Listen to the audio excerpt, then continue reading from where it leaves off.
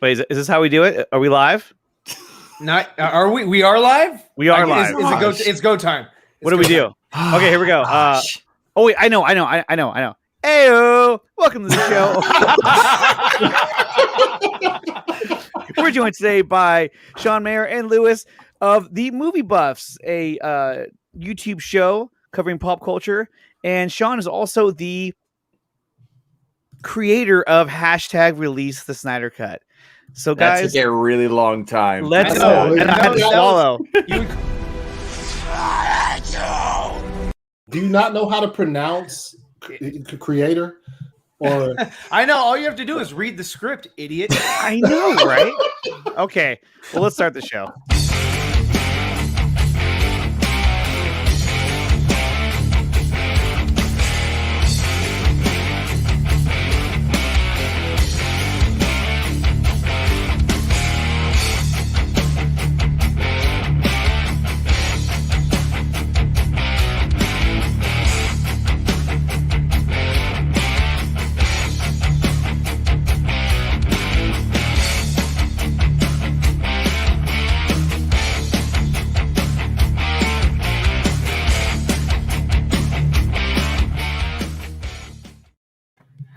So I guess the first question I want to ask Sean is, what's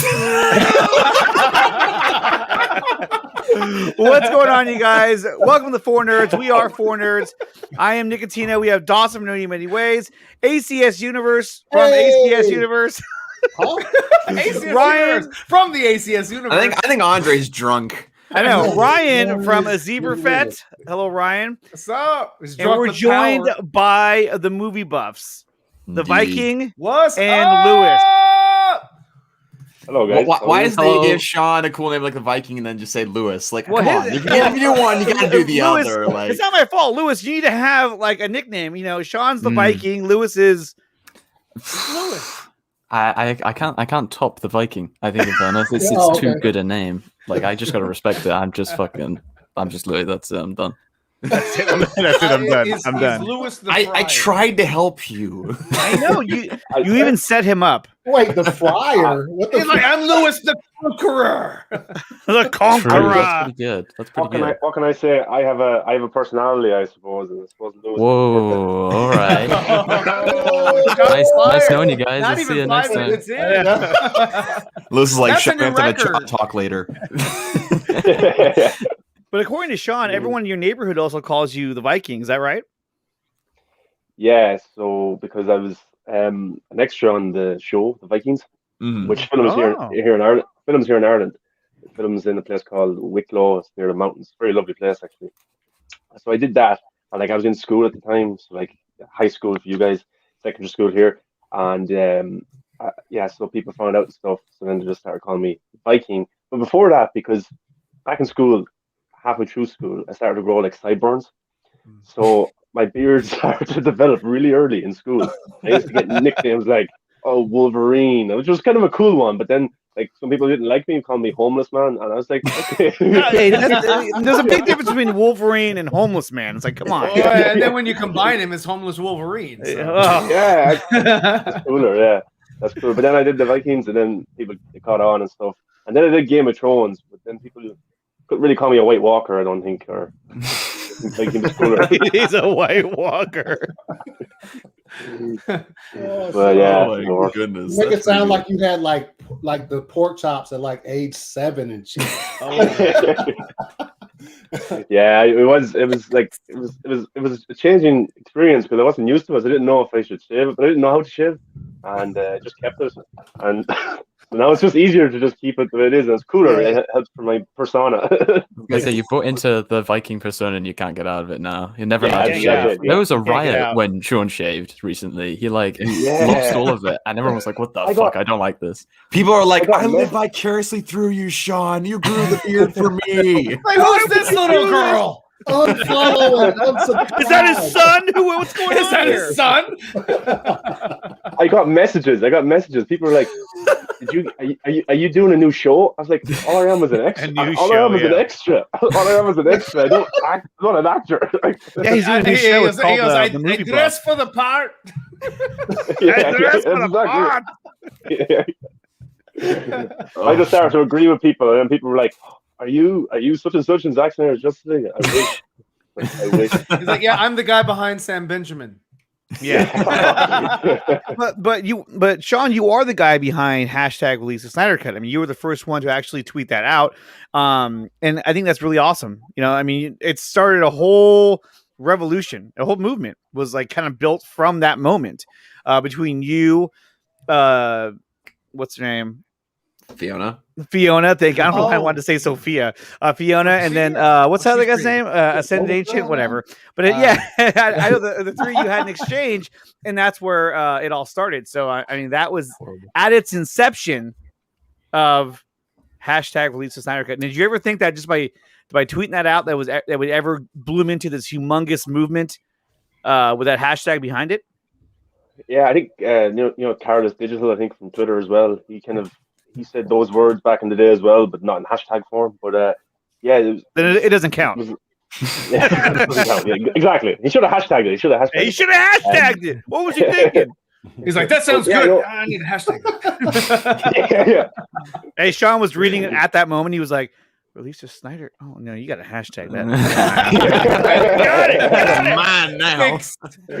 I was like this master plan. I know. But no, it was yeah. So like when I did it back in the day, I didn't have a clue, of course. Until later, I just tweeted out like 4 days after the theatrical cut, so like the 21st of November, and just seen so much discussion online. Then I went back and watched the trailer, and I was like, that scene must be in it. That scene must be in it. And then I just kind of tweeted that time. I think it maybe got like 8 likes the first time I tweeted like that week, 8 likes. And then over time, like people started using hashtag release the Snyder Cut, and Fiona was making it bigger as well and stuff like that. So like people started to catch on, and they got over the years the likes got a little bit bigger on it and stuff like that. But yeah, but like the thing is, like I could have tweeted anything that day. I could have tweeted oranges are orange, and it wouldn't have caught on. You know what I mean? Like it takes people to be interested in something like that, like hashtag or a movement. Like without every single person, like this wouldn't have happened. You know, I could have tweeted anything else, but I tweeted that specific thing. People felt passionate about it. That's why it kind of caught on. And look, without every single person, it wouldn't be anything. The same way as without every single person, hashtag restore the Snyderverse wouldn't have got the numbers it got a few weeks ago. You know, release the air cut. It takes passionate people to be behind this kind of stuff. So like, it's not just me or Fiona or another person. It's like every single person. And poor Ascended, he's like, Ascended Ancient, it's my name. It's my name. You know me, Sean. Yeah. There's great people. There's great people in the movement that done wonderful things, like Fiona and other people. Like I could name 100 people, you know, or thousands of people. But it's just it took every single person, and then like to see the movie finally come out a few months ago was just unbelievable. And then like the coolest thing happened, the most meta thing happened was under the tweet, the official Snyder Cut account, Zack Snyder's Justice League tweeted underneath, they go released. Full stop. That's it. I don't know if you guys see that. It was pretty cool. So yeah, it's awesome. But it took every single person, of course. Without everyone here, without everyone on Twitter, it just wouldn't have been a thing anyway. It just would have been as good as oranges are orange. So that's exactly what I'm going to tweet out after the show. I'm going to try to start a trend: oranges are orange, just because it needs to be done. It needs to be said. I don't think enough people are aware. I know. I mean, we have to make that a thing. And so I want to ask Sean, how did you get to know Lewis, and how did you guys partner up with this show called the Movie Buffs? And Lewis can answer this too. Yeah, Lewis, you can talk. And Sean, let me ask you another question. Hold on, Lewis. I know. I'm like, how did you guys meet each other? He's like, I stayed up late for this. Lewis is like, see, the name is Movie Buffs. Yes, so I need an extra person here. So that's why Lewis is here, because because of the name. Yeah. I couldn't why Nickatina is here because we're nerds. Yeah, exactly. That's it. Okay, yeah, cool. Yeah, that's what it is. Well, also the numbers would suggest more than one, so there's a couple things there. Plural. So, so how did you guys meet each other? Oh well, Lewis, you can tell that. Oh, well, thank you, boss. Thank you, I appreciate it. Thank you. There we go. There we go. Lewis, I'm sorry for that. Okay, here, go ahead.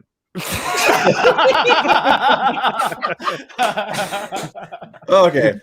So it was essentially, yeah, I'm just casually on Twitter, and I just keep getting bombarded by this random ass guy. He's just like, "We're gonna do a show. We're gonna do a show." Yeah. He kept sending me like 20 different hashtags a day, and then eventually he did release the Snyder Cut, and I was like, "Oh, I gotta listen to this guy now." And so we're like, okay. So you were one of the 8. I was one of the what? You were one of the 8 people that retweeted him. Oh yeah, I was there from the start. No, it was essentially just like last summer. He sent me a message and was like, "Yeah, I'm thinking about doing the show, and would you be interested?" And I was like, "Hell yeah, let's do it." We had to wait like a couple months before we could do it because I was getting to the end of my degree at that time, and then we just like full steam ahead. And what's the expression? The rest is history, or whatever. The rest is history. That's right. So may I ask what you got your degree in? So that was my master's in computer science. All right, a lot smarter than I am. All right, cool. My degree is in art, and so yeah, that's it. Well, I'm currently doing my PhD in politics, so I'm over in the what's the department's like arts and humanities. So I'm right there with you. So it's been proven now that Dawson is very smart. You blew my cover! Hey, hold on. So let me ask you guys. You're the one who can operate StreamYard. Everything's operating now, isn't it? Okay, so since the release of Zack Snyder's Justice League, I mean, under what platform was it released in the UK? Now TV and Sky Cinema. And did that come out exactly on the 18th? Yeah, it did. I was up at like 6 a.m. to watch it because that's when it dropped. Because it was like aligned with like midnight in the US or whatever. So I was like, I'm up 5 a.m. Well, midnight West Coast. Us East Coasters were screwed over by a 3 a.m. release time. So we had to reuse the hashtag release the Snyder Cut because they were having problems releasing it. Yeah. Well, that was the screener that you're talking about. Yeah. Oh man, you're right. That was the screener. Yeah. So we had access to the screener, and we went to watch it, and of course, Microsoft decided to do a reboot of their entire system. You guys got it on the Monday, wasn't it? Like that's when the Yeah. I got to see it on the Friday before that. Oh, here we go. Yeah. Fitting. Right. Put that in there. No, like you're nothing special. No, what I'm saying is because you think that's good. No, because we got I don't know, just certain people. We got an email saying, "Yeah, the Snyder Cut has been sent to you." And I'm like, "What?" And I'm not ready for this. I was planned for next week to sit down and watch it. I got it then, and I watched it, but I had it like for a week before I could talk, or a few days before I could talk to anybody, which was actually worse than I would have rather have a conversation with people about. Yeah. So how was that, Lewis, knowing that Sean had seen the movie and that he wouldn't talk to you about it? Well, that was the thing. I was watching Tenet again I was watching it for the second time, and I was watching it with my family, and as soon as the film finished, I went on Twitter and I was seeing like everyone was like, "Oh my god, I got an invite! I got an invite!" I was like, "Well, what the fuck's going on?"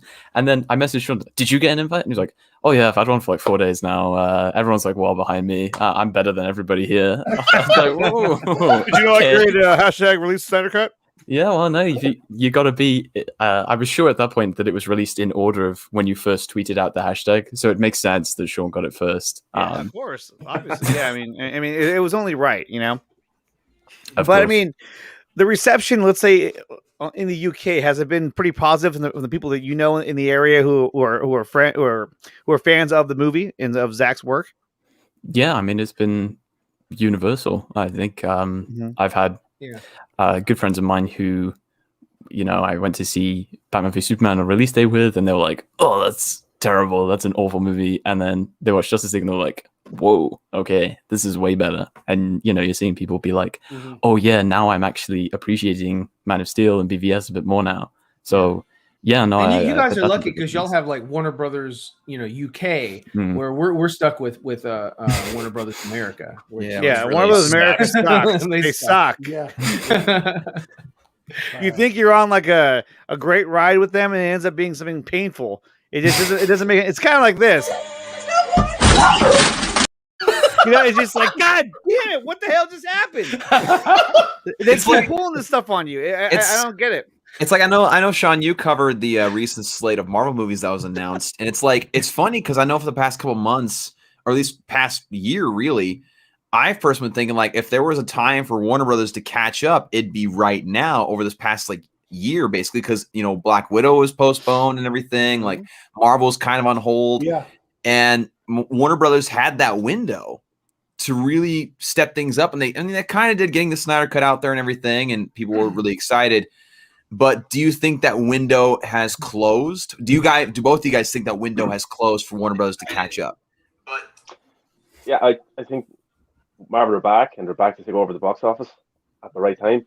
And Marvel they're so big, and they're just so popular as well. They're a part of people's lives, very much so. Like I don't think people look at DC as in like actually for Zack Snyder's Justice League, it felt like a universe was building because you've been on this journey with these characters for years, like Henry Cavill since 2013. Ben Affleck's Batman, you got to see him transition from Batman v Superman to Zack Snyder's Justice League. Even Jared Leto was in Suicide Squad. Like you've been on a journey with these characters, and it actually felt like a universe was building. But now it's kind of ripped right from underneath you as a fan, where this isn't actually continuing.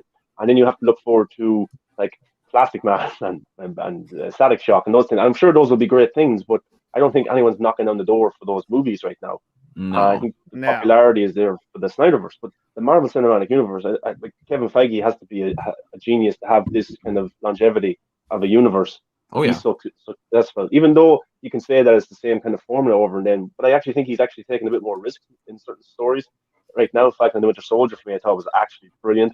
WandaVision was different. It was a little bit of a risk as well. I don't know if it actually fully paid off the ending and stuff like that, but it was still a risk. It was something different. But yeah, I think their opportunity was definitely in the last probably 18 months to catch up and say, this is what we're doing. This is how you get hyped. And maybe they've tried to do that with the Batman and the Flash with Michael Keaton, but does it actually feel like a universe? Does it actually feel like people are embedded into these stories and these characters? I don't know. We have to wait until the Suicide Squad is introducing brand new characters. Batman's a brand new character coming in. Then you got Black Adam. So it's going to take a while to see if a universe is building. But I think you don't have to copy Marvel, but I think you definitely have to have some continuity with the actors, the characters, and the universe. You need to have a plan. You need to have a point and a goal to get to. Something to kind of gain us. Thank you. To sort of gain or sustain interest in these properties. And right now, I mean, like with the Flash movie, most of us could care less about it right now. It's like it's happening, but I'm not as excited as I once was when it was first announced. When we were sort of speculating about this, I want to say probably at the end of last year, or I'm sorry, when they released those images on Fandom of the new costume and Michael Keaton as Batman and Ben Affleck's gonna, that was leaked that that he was gonna be in it, and I was like, oh hey, that's kind of interesting. And then finding out more and more about it, I'm less interested as we go along, just because I am aware, because I know of these backdoor, because Ryan knows things going on. Because I know. Lewis, what are your thoughts? Well, no, there's one thing that Sean and I have talked about quite a few times. Is we were really surprised that Warner Bros. Haven't just gone for something safe, like a Deathstroke series or something that they could do really cheaply, something that they could use to kind of test the waters and say, oh, you know what, we don't know if the Snyderverse has has any legs to it. We don't know if it's just like a one and done with this film. So let's do something in that universe to just test it. Let's do Joe Manganiello Deathstroke. We know the passion is there. We know the team is there. We know very little money would be required to make that happen. And nothing. Radio Silence. And there's a load of great projects that Warner Bros. Have got in isolation, right? Like the story in the Flash movie sounds really, really cool. And, and other projects all sound really, really great. But individually, when you add the context of Warner Bros. Around it and you say, oh yeah, well, you have the Flash movie that sounds really great, but look at everything that's going on with Ray and how many times they've had to rewrite and how many times they've had to do this and that. And all of a sudden, your kind of enjoyment for things just starts to fade more and more. Right. Exactly. Yeah, no, definitely. But I think one of the more troubling things about the Flash movie that's coming up is that I think it's at least in my opinion, it's looked at more or less as a movie and more as like a device or a tool to create this multiverse because they want to be separate from anything that Zack Snyder has done. And I think that's when you look at it as a whole, I mean, look, it started with Zack's vision. That's what kind of started the DCEU. And they're so eager to separate themselves from that they're willing to create this whole, push the idea of multiverse so that they can find a way to kind of differentiate themselves from what he did, and also say now you can have all these different universes exist, all at once. Which, look, I think the idea of having a multiverse is really cool, and I like the idea, but I don't like it being used as a means to an end, a means of saying, hey, this is how we can, plot device. Yeah. This is how we can introduce this. And that way we can kind of just forget about that. And I think that's the wrong way to go about it. It's like, it was perfectly said in one of the latest Screen Rant articles about this, that literally the title of the article was Warner Brothers multiverse idea is starting to sound like a plot device or something like that. Basically, it's starting to sound like a plot device simply for the idea of to where they can pick what they want to do and ignore what they don't want to do. Exactly. And just not worry about continuity. Mm. Yeah, what are your thoughts on that? Like, the first thing they're going to ask, or not ask, but like the Grace Randolph was seeing movies early is this going to be a reboot of the universe? Because if it is, I don't know if I'm too interested in going in to see a movie that's just made to reboot everything and to create a new universe. Exactly. That's what I'm saying. My goal, what I want them to do is go in and make a great Flash movie, because that's what it's supposed to be. Flash. Yeah. Don't use Flash as some sort of get out to do your own new universe. Like, if that's what they're going to do, I'll be pretty pissed off. I don't know if I want to see the movie, because I want to see a good Flash movie, not something that's used. Like, I want to see Ben Affleck and Michael Keaton. That's fucking amazing. That's cool to see those characters in the same movie. Yeah. Make a good movie. Sasha Calle coming in as Supergirl, brilliant. Make a great movie. But if it's used to reboot everything and for a new Amodiverse, which is the worst name for a universe ever, and it's going to be hard for me to pay for a movie ticket to go see that. So that's why I'm going to be keeping a close eye on the reviews and stuff like that when week 4 comes out. Well, I know that Anthony is so excited for the Amodiverse, aren't you, Anthony? Zero excitement for the Amodiverse. Get that shit the fuck. Yo, you know what? If I watch the Flash movie and at the very end he's running and he's doing this thing and all of a sudden you see it like erasing, like Zack Snyder's Justice League, I'm gonna burn my fucking TV to the wherever I watch it at, burning that shit to the ground. Burn to the ground. I want to see an article about Anthony getting arrested for burning down a local. And as they have, he's like, fire. No, not interested. Yeah, and like you guys have all said, if they use it for that in that manner, where you see them, actually you see what we love disappear as Flash is doing whatever at the end of the movie or whatever point in the movie, because if that's what they're using it for is some type of plot device to get rid of Zack Snyder's universe, they will make sure you see that in the movie. Oh yeah, of course it will, and that's the most tragic thing of it all. And I think that. Go ahead. No, I was just saying, like, I'll burn the movie there to the ground. But no, it's tragic in the sense that we are not affiliated with this man. Yeah, we're not. I will do it wearing this jersey, to be quite honest. We'll immediately be accomplices. Like, look at the 4Nerds there. They helped me. They bought the gasoline. We'll have people that are like, yeah, 4Nerds, burn it to the ground. And a lot of people are like, oh, look what the 4Nerds did. They screwed it up for everybody. It's great for the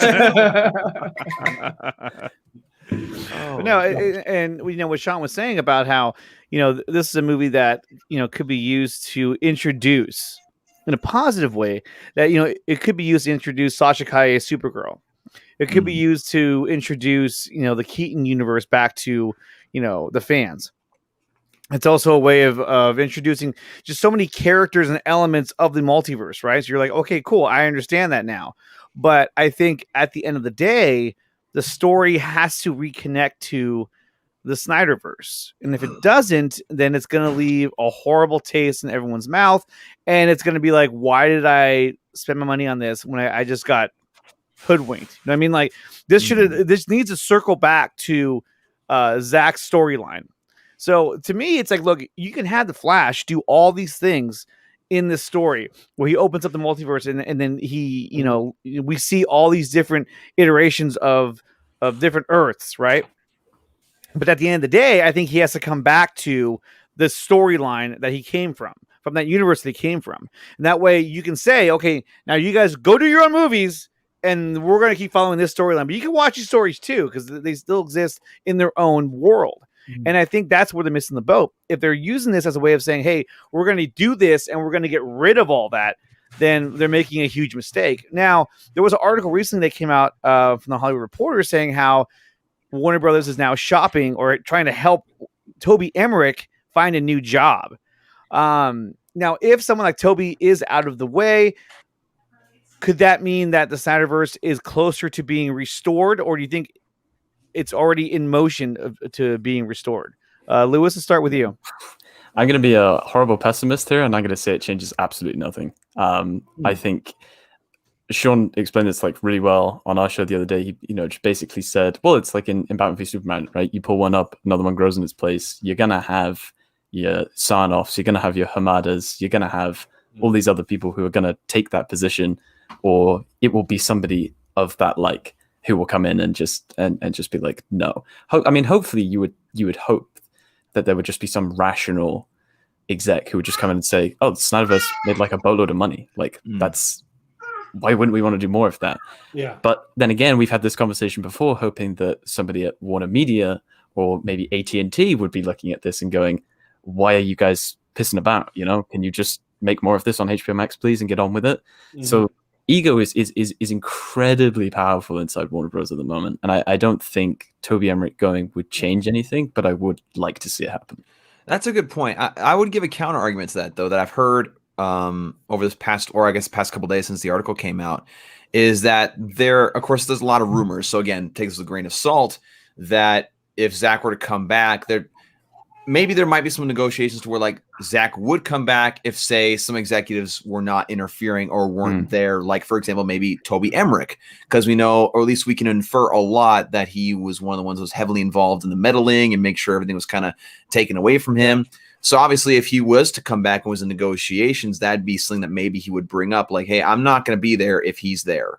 And so we could look at it from that way. But then again, that's pure speculation. That's just a simple counter argument there. Yeah, well, then you also have, also got the argument that he has a very packed schedule coming up now. He's got a lot that you just take a look at how Netflix have treated him, and why would you even want to take any risks going back? I know that he has a very passionate fan base that is very connected to the Snyderverse, but the shit that man had to go through is unparalleled. So I would not be surprised. I think all of us collectively just want him to just be left alone to do his thing. Want to be happy. Yeah. The best movie, you take a look at his trilogy, right?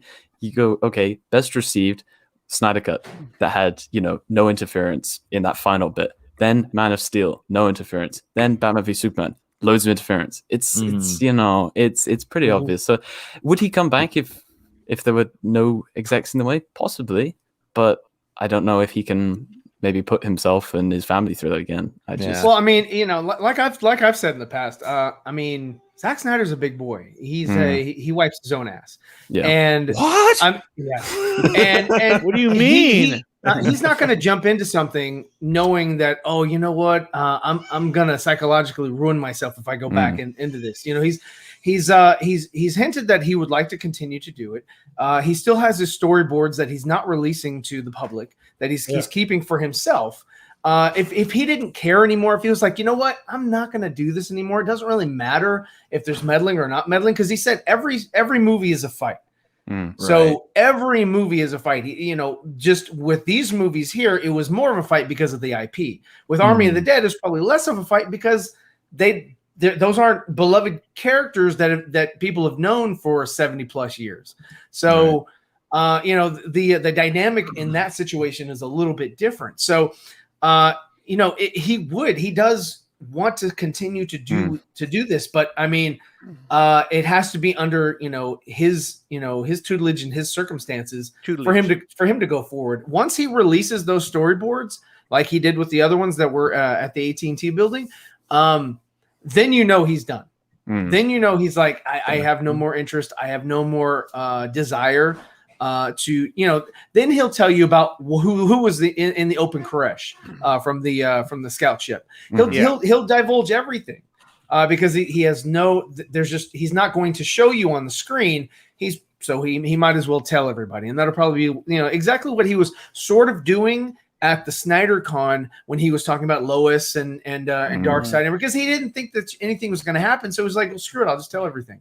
But now that he knows that this is a possibility because the Snyder Cut has been released, and because of the positive reception, and because all of the actors that he works with are very supportive and would come back, Ben, Henry, and everyone, they would come back and be a part of his universe. A lot of these people, would take, I'm sure that they would take a pay cut to come back and just help him finish his story, and then be done with it. Be done with Warner Brothers, to a certain extent. But yeah, I mean, I feel like, he's a big boy, and if he thinks that it's going to be mentally, he's going to get mentally fatigued to the point where it's not worth it, then he would check himself out. Yeah, I can agree with that. And I also do like the fact that, Louis, you brought up, because there was an article that came out where Zach was interviewed for Army of the Dead, where he's like, yeah, like zero interference, like I had all this freedom, like there is no director's cut. This thing that's coming out is my director's cut. You are right. That was absolutely amazing to see as a Zack Snyder fan. Like, yes, people just didn't mess with him. You get to see a fully unhinged and unchained Zack Snyder for the first time since like 2013. Probably even before that, because back with Sucker Punch and everything, even then that had meddling and such. But it's been a long time since we've seen an unhinged and unchained Zack Snyder, which Guardians of Gahul. So that was probably untouched. Guardians, Owls of Gahul. But yeah, no, I agree with both points. So if he divulges everything, he's done. But also I'm sure he does love the freedom he's getting from Netflix as well. Sure. Well, and that's the thing too, is that the movie Army of the Dead, it used to belong to Warner Brothers, and Netflix purchased that from Warner Brothers. So now you're looking at when it comes back to Toby Emmerich, this is something they touched on Lightcast last night, was that here you have a property that was sold off to Netflix, right? And so now this movie's going to come out, and not only is it going to be released on Netflix, but it's going to come out in theaters. Okay. And we're going to see it, right? Isn't that right, Ryan? Yes, we are going to see the movie in confirmation. theaters. Confirmation. We're going to see it. I have the QR code. Lucky bastards. Yeah, the QR code. Don't share with anybody else. And so now we're going to get to see this movie. So now we're paying money in tickets to go see this movie. So think of how much money Netflix is going to make off of this property that Warner Brothers sat on and then chose to sell it to Netflix. I think they sat on it for 8 years. I wouldn't be surprised. I think it was 8 years. And so I'm sorry, but at the end of the day, somebody has to be held accountable for that. And I think that's why you're seeing Toby Emmerich, being pushed out. Because it's like, hey, dude, look, now you let this one go, and they're about to make a shit ton of money off of it. Well, it was a similar situation with the Joker movie. Yes, with the Joker movie. Warner Brothers was like, no, thank you. We don't want that money. Toby Emmerich. And it made $1 billion. Yeah, Toby Emmerich, Todd Phillips talked about this as well, that Toby Emmerich was against that movie and he slashed the budget in half, even when it was greenlit. So they had a budget. He came in and said, cut that in half and go make the movie. And, that's just bullshit. And Todd Phillips proved everybody wrong by making a successful Joker movie that made Oscars and $1 billion, and Warner Brothers absolutely got nothing. That money, rarely much of that movie money. It also shows you how sort of disconnected the Warner Brothers, the executive branch is, because one of the things that Todd Phillips was saying was that one of their objections was well, we sell Joker pajamas in Target, and so they're like, but you want to make this this R-rated Joker movie, and it was like, yeah, but you can compartmentalize. And you can say, hey, you know what? Kids don't need to see this thing until their parents approve that they're, mentally. Yeah, I was going to say, what kids who are wearing Joker pajamas are going to watch Joker? Exactly. You wouldn't. And I mean, that wouldn't be the case. Unless you're someone like myself who probably has Joker pajamas, I'm still going to go. Well, yeah, but still, yes, and yes, as you all know, Dawson is still a child. So. Yeah, you're still a child as well. So I mean, you walked into that one, so I don't want to hear it. And I'm just saying, we're all nerds here. We all have some superhero pajamas. He plays with children. Oh my gosh! No shit. No shit. Yeah, he totally does. But I mean, really, when you see what DC Films and Warner Bros. Is trying to put together compared to what Snyder has already established, it's almost like it doesn't match up. It's kind of like this. That's not a knife. That's a knife. You know what I mean? It's like they don't know what they're doing. That was the biggest stretch I've ever seen when trying to play. It's like he's like, that's a knife. This is a knife. You know what I mean? Like ever, and I'm gonna try to tie this in. That was horrible. It wasn't horrible. Congratulations. It's interesting that Andre, you're talking about like, No shit. Does it look like a bitch? I was tempted today to tweet out a comparison. Got rid of Ryan. A comparison of how much it would cost, or I guess the cost and effort to build a new universe compared to restoring the Snyderverse. And I was going to talk about like, well, casting for the most part is pretty much done. You have the story pretty much already done. You just need to finalize scripts and such. They probably already scouted locations beforehand when they were looking to do the second and third movie. Like they had these things pretty much all figured out. Whereas now with, let's say, this new Superman movie or the Flash movie, you have to figure out everything from scratch, recast people, get new characters involved, new writers, new scripts. Like you're literally going around your elbow to your butt to try to restore, do something new. And that's hard to do. Yeah, do something new rather than like go with the mechanics in that. That's great, Ryan. Anyway, to your butt. you know what I mean? It would be very difficult compared to what they could easily do, and just simply restore the Snyderverse and make that a central part of their universe. Well, it's crazy to see just how like reactionary Warner Bros. Is, aside from when the Snyder Cut came out and top 200 IMDb films all time, incredibly good reviews. If you can make a 4-hour movie from a director that the general consensus is that people don't like him, if you can do that with a 4-hour movie, you can make a couple more sequels, shoot them back to back, and done. And that's it. And it's like the crazy thing is all the people who are like deeply entrenched in supporting Zack's films also want to see everything else that DC is putting forward. I mean, aside from certain films which are being used as perhaps plot devices to write things out, but people want to see that. People want to see these other films. And then when you get stuff like, oh yeah, they might stress the might be using Flash to erase the Snyderverse when they're trying to do a film with a black Kal-El rather than using actual black Superman characters, just as a way to try and deflect heat from being, from Warner Bros. Being accused of being racist. Like when you trivialize all of these things and when you just insult huge portions of your fan base, it's insane how they just keep consistently making the wrong decision. Like people want to see a black Superman, but what they don't want to see is you use that as a tool to A, get rid of Henry Cavill, and B, try and not look racist. And not only that, to post that on his on Henry Cavill's birthday. Like that was the low. I was just like, wow. And again, they said in the article that I was like, it's disconnected and everything. So like we can all like debate whether or not it would like replace Henry Cavill, but still the idea is still why a Kal-El? Why a Kal-El? That's exactly. Right. Alan Ellis, Val Zod. You can even do John Henry Irons. You can do Steel. Exactly. So you can do Steel. That can get representation. Which brings us to an image that we have. No,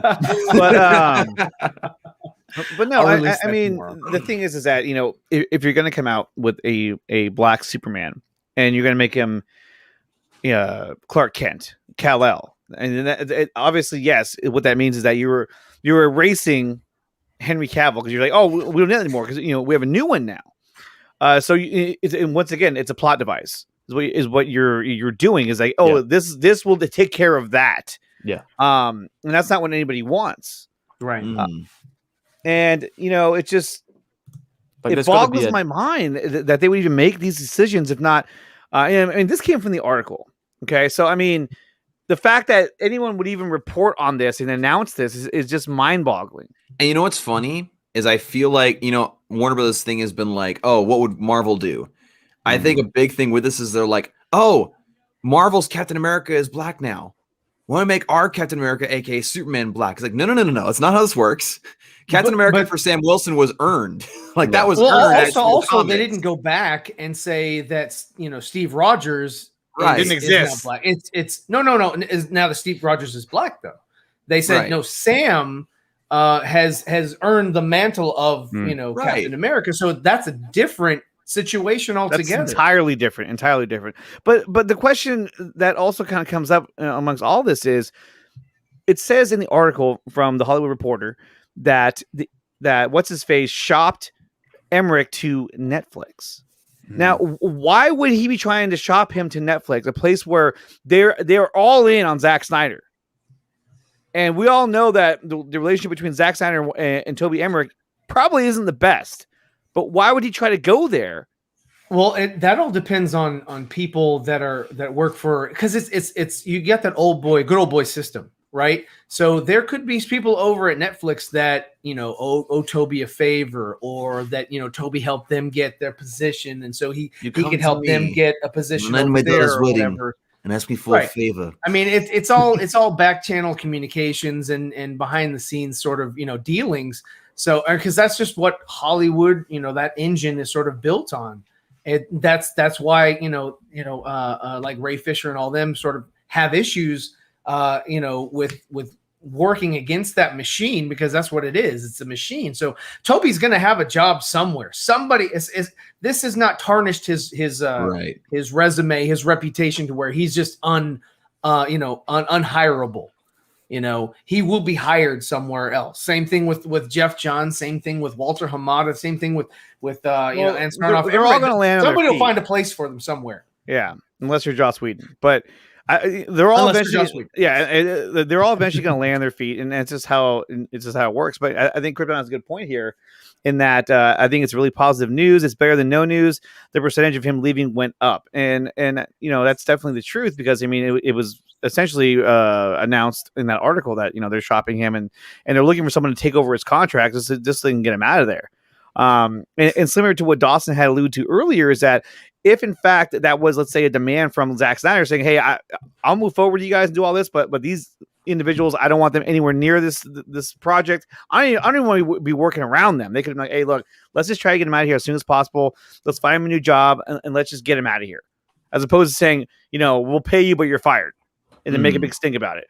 The other thing too that kind of comes up is that the fact that they would drop this article about the Black Superman on Henry Cavill's birthday. So, I mean, here's the thing, is that what were the odds that, Man of Steel 2 or Henry Cavill's Superman, what was the odds that could have started trending on Twitter and say, hey, before that could even start, let's drop this article, and all they're going to be focusing on is whatever is in this article and not that.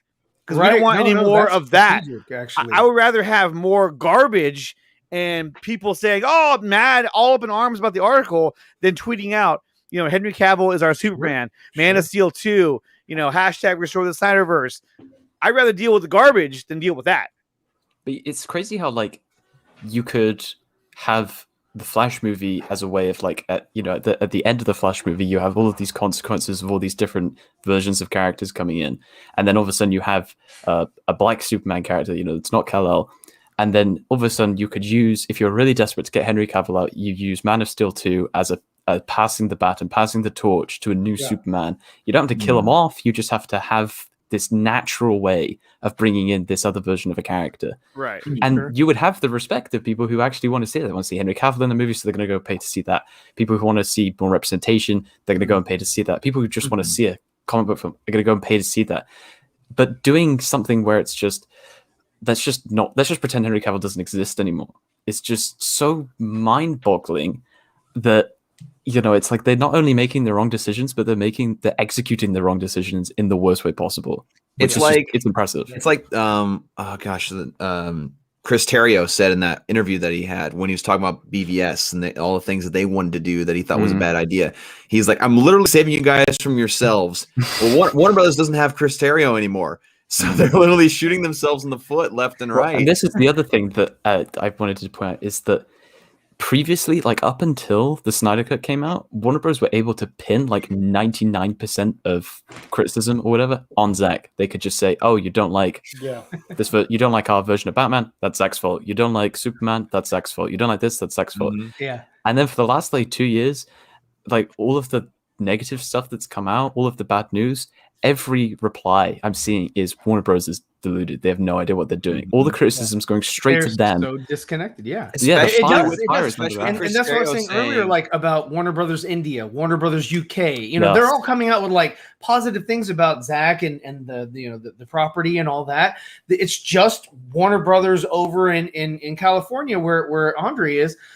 They're the only ones that Andre that are just like they have their heads stuck up each other's ass. And what they could do with Henry, you blew my cover. I'm glad to do that. And so what they could do with Henry is just say, hey, you know what? Let's just move his Superman over to New Line. So that way we can connect him with Black Adam for The Rock. We can connect him with Shazam, which is what the director Adam. No, not Adam. What was his name? Who? Oh, Adam West. No, we're not Adam West. Get out of here, you idiot. David Sandberg? Yeah, David F. Sandberg. He wanted, Henry in his film at the end, so all they could get is, his costume, unfortunately. But, I mean, that would be a great way to sort of keep that, version of Superman going and still be in good graces with the fans who want to see Henry back as Superman in a role, interacting with other superheroes and supervillains and things like that. And they could do that. But like I said, they literally make the wrong decisions. They're a reactive company. They've always been a reactive company. And those types of tropes or bad habits are just hard to break.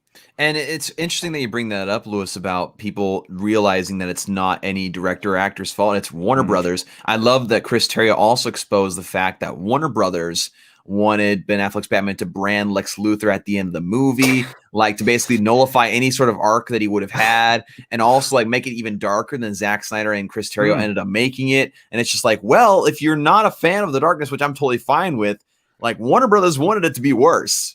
They wanted it to be much, much worse. Well, it's like they're kids, when they saw the making of the movie, they were like, yeah, this is great. Let's go darker. Yeah. And then it came out, they're like, it's too dark. Go back. Go back. It's too dark. I mean, why did you make us do that? It's kind of disrespect. They've shown disrespect to their talent over the last how many years. Like Henry Cavill, that's disrespectful putting that out on his birthday yesterday. And it's probably something to do with contracts as well. Like if Henry Cavill wants to come back as Superman, it probably won't cost them as much now in terms of contracts because, oh, look, we have another Superman here. If you want to be Superman in other movies, then reduce your cost. Like, all this stuff is happening behind the scenes. And, it puts Henry Cavill under pressure and puts his agent under pressure. It's also disrespectful towards Jared Leto, I thought, in Suicide or in Birds of Prey, where they just show his shoulder and then like a cartoon version of him and stuff like that. Yeah, it was like, what the hell? Yeah, and then with like Henry Cavill, a headless cameo in Shazam. Now, I know maybe something to do with contracts or money, but you get that sorted. Like, Henry Cavill being in that movie would have been feels like a universe, and like this would never happen over at Marvel where Captain America's headless cameo appears. Stuff like that doesn't happen. Like for Spider-Man: Homecoming, he appeared in like the video. Yeah, that's cool. I bet you there's people in the theater watching the movie like Captain America. There's Captain America. It's exactly. Because Warner Brothers. I did. I was like, there he is. Steve Rogers. So cool. I know him. Yeah, it's. Oh shit! Andre, you muted Sean. I hit the pad by accident. How dare you, Andre? But he has a good point. This is my show. I was on a rant. I think he was on a rant. I gotta stop this. No, but Sean's right though. Good points. So. But Sean's right though. I mean, imagine if you watched a Marvel movie and Captain America was headless. You know what I mean? Or imagine if you saw another Marvel movie where one of the characters you just an over the shoulder shot and then later on was animated. Now, if you take those same films and then you put in Henry Cavill as Superman, okay, we're in the black suit, let's say. You put in Jared Leto as the Joker in those scenes, right? And let's say they were already made that way. As Sean said, I agree. I think it elevates those movies. Having the real characters in the movies, which they were not able to accomplish because they didn't know where they were going. They had zero synergy. Zero Yeah. synergy. You know what's a good example is Suicide Squad. Now, say what you want about the movie, but if I went to go see that opening night and I didn't know Flash was in it, or Flash appears, and then I go home and like somebody asked me, how was the Suicide Squad movie? Like, oh, it was pretty cool. Like, two heroes showed up. You have to go see this. Like, Batman showed up and fought Deadshot in like a small scene, but still, it was Batman and Deadshot on screen. Like, it felt like a universe, but it was just disrespect towards David Ayer, towards Caddy N, towards Zack Snyder. They disrespected their talent over a period of time where it's seeped over into the fan base, and now we know that the talent has been disrespected. You know, like Jared Leto as Joker, then they go and announce a Joaquin Phoenix Joker, which is fine, but they don't even talk to Jared Leto about it. They don't even say, like, we're going to do a standalone Joker movie, but we have something planned for you in the DCU. You know, either in the Justice League or Birds of Prey or something like that. But it's disrespect, it's disconnect, and it seeps over to the fan base. And then we all know about it. And then yesterday was a prime example where I actually think average people started to kind of cop on and think, what about Henry Cavill? Why is Kal-El black when you have Calvin Ellis? Why is this going on? You know, and exactly. People are starting to cop on, and it's going to affect box office in some way going forward. Just like, it's like why even have him as Kal-El? Why even have him as Superman? Like, what's wrong with Icon? What's wrong with Black Lightning? What's wrong with these other established heroes? Why do we have to go back and do anything with Superman? Right? I mean, it's you know, I mean, Calvin is not as well known as Black Lightning or as I mean, Icon's not really that well known, but I mean, his character's interesting. I mean, you know, they're talking about Static Shock, but they've been talking about that since Will Smith's son was attached to that shit.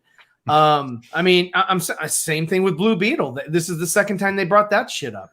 I mean, you know, it's every and there was a tweet. A recent tweet from CW like, hey, Stargirl fucking season 3 is greenlit. And like, they did that shit last at the end of Stargirl season 1. They were like, you know, talking about Stargirl season 2 and 3 already greenlit, and season 3 greenlit, and all this controversy about Jeff Johns because Jeff Johns is so highly attached to that because it was, you know, based off of his you know, late sister. But you know, it's just like all these, you know, all this stupid shit. It's all diversion. It's all to keep your attention away from what's actually going on. And it's gotten to the point where fans can't even trust that the majority of things that are announced that come out of Warner Brothers will actually ever even be filmed or come into fruition or even end up being fully greenlit. I mean, we have the New Gods. Like, I wouldn't be shocked if the Superman movie doesn't ever happen. Like, honestly.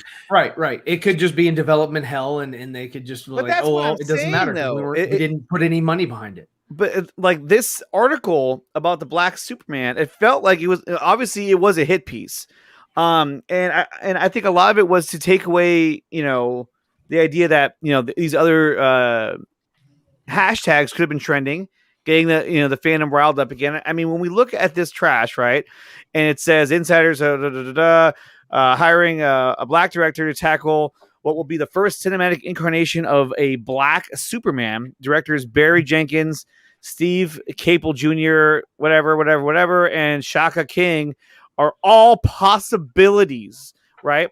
And then, of course, Ray Fisher comes in. He says, I usually have to tweet before W Pictures will release this kind of performative info. Notice how no one from the studio wanted their name on the piece. Hiring more Black people doesn't negate or erase the terrible way you've treated your Black employees. Just apologize. Like, literally, they're doing the most difficult thing they could do instead of just simply saying, like, hey, we treat the situation poorly. We're going to try to be better as a company. Something along those lines. Of course, you can have the argument of, like, oh, something like that could be kind of destructive to the company or whatnot. You can definitely make that argument. Right, because what would happen because of that is because, you know, they admit fault. And because they admit fault, you know, like Lewis is saying a while back, was that it takes a hit to their ego. You know, and so, you know, they're not going to apologize. Why do you think the executives, for the most part, other than like the Ansarnoff coming out a little bit, you know, and Hamada coming out a little bit, everybody's been quiet. They don't want to say a damn thing. No, they don't want to say a word. And then combined with the whole idea of like these articles kind of being hit pieces as well, is you could also definitely make the argument that they're coming out with these articles and pieces about like these movies they want to do about these lesser or changed up characters. Like, for example, Blue Beetle is a great character and loved in DC community, but as far as the general audience is concerned, he's kind of a lesser known, right? He's definitely a lesser known character in comparison to others. And you have Marvel with the slate that they just came out a couple days ago. Like they have Shang-Chi, who's kind of lesser known to the general audience. You have the Eternals, which to some extent is lesser known to the general audience. But the thing is, Warner Bros. Is like, hey, what would Marvel do? Oh, they're doing these lesser known characters to build their universe. We're going to do that too. It's like, no. Same thing with the whole Sam Wilson Captain America.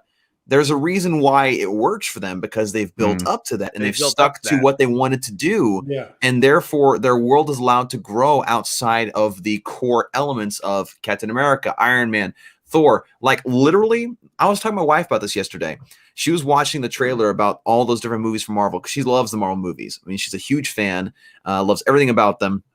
And she was basically saying, like, I don't even know who half these characters are, but I'm excited to see them because I know Marvel's track record of making consistently at least somewhat entertaining movies, you know, and sticking to their plan, whereas Warner Bros. Has been the exact opposite. And again, her being someone who's not as invested in looking at this information like I am about Warner Brothers, even she knows, like, yeah, Warner Brothers doesn't know what they're doing. It's like, thank you. Like, we look at the article, it says that J.J. Abrams and Bad Robot Productions were signed to a $500 million deal, which is back in 2019.